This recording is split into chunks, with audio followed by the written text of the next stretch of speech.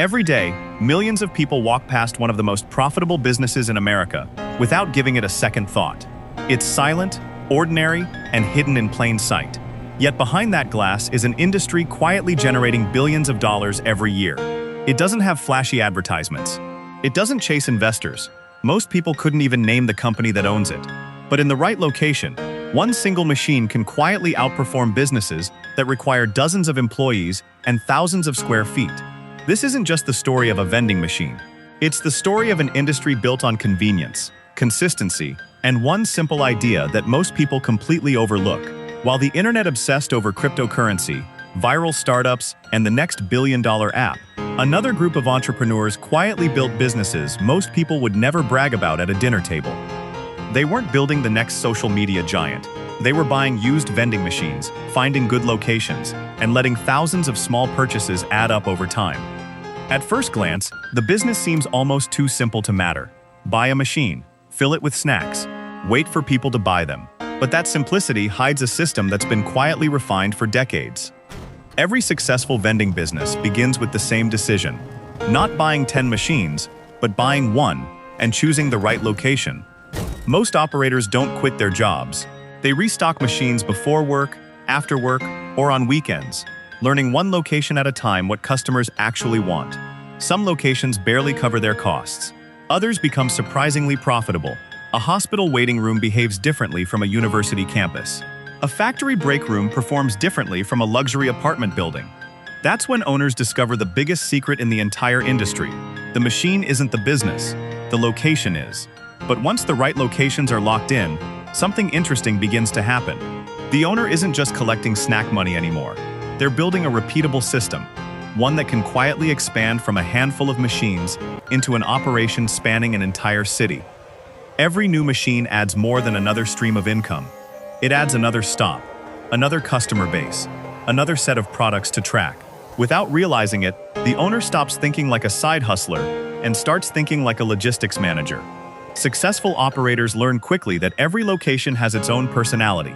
A factory might sell energy drinks before sunrise. An office could sell coffee all morning. A university may be busiest between classes. That information becomes incredibly valuable. Every restocking trip is also market research. Over time, owners know exactly which products move quickly, which ones don't, and how demand changes throughout the year. That information becomes incredibly valuable. Every restocking trip is also market research. Over time, owners know exactly which products move quickly, which ones don't, and how demand changes throughout the year. It's not about guessing anymore, it's about patterns. Every sale helps the next restocking decision become a little smarter. As more locations are added, the business changes again. Restocking every machine alone is no longer practical. Routes become planned, schedules become tighter. Eventually, some owners hire drivers to keep everything moving. At this point, the owner isn't simply running vending machines. They're managing inventory, planning routes, maintaining equipment, and keeping dozens of small operations running smoothly every single week. But here's where the story becomes even more interesting. If the business requires all this work, why do experienced operators keep expanding? The answer isn't what most people expect. The answer isn't that every machine makes a fortune. It's that the best operators build systems where hundreds or thousands of small purchases happen day after day. One snack, one drink, one transaction at a time. Unlike many businesses, the same customer often returns again and again. Office workers buy a drink every afternoon. Hospital staff grab snacks during long shifts. Students stop by between lectures. The business grows through repetition, not hype. Of course, not every location succeeds. Some machines perform poorly and are moved. Others become reliable performers for years.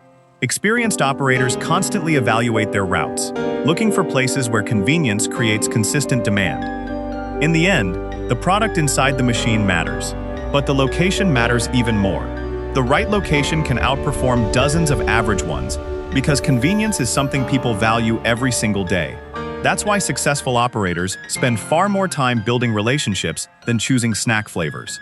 They negotiate with property managers, maintain equipment, and focus on creating locations that work for everyone involved. So the real lesson isn't that everyone should start a vending machine business. It's that opportunities often hide inside industries that seem too ordinary to notice. While most people chase excitement, others quietly build businesses that grow through patience, consistency, and solving everyday problems.